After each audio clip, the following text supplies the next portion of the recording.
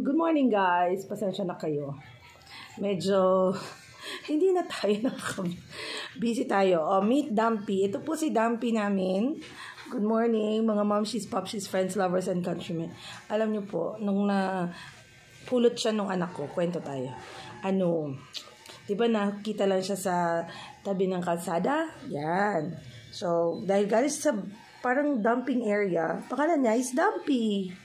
Yan po. So, today, medyo, hindi naman siya, okay na po siya. Dami ko pong tupiin. Tinutupi ko po yan. Kaya lang gusto niya magpakarga. At syempre, nandun yung isa din na gusto ding magpapansin. Gusto niya pong magpakarga.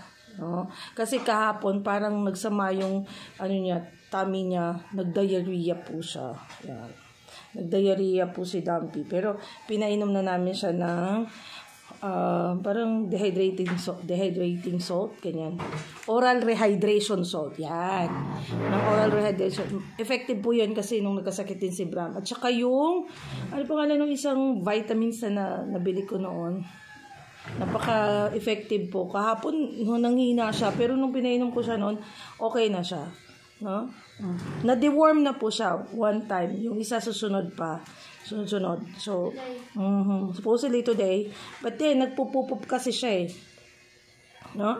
Take it eating. Yan. So, thank you everybody. Have a good day. Say hello, Bram. Asa si Bram? Yan, si Bram. Magandang araw po. Wala naman pong bago. Magkaklase pa rin ako mamaya. At marami tayong gagawin. Bye.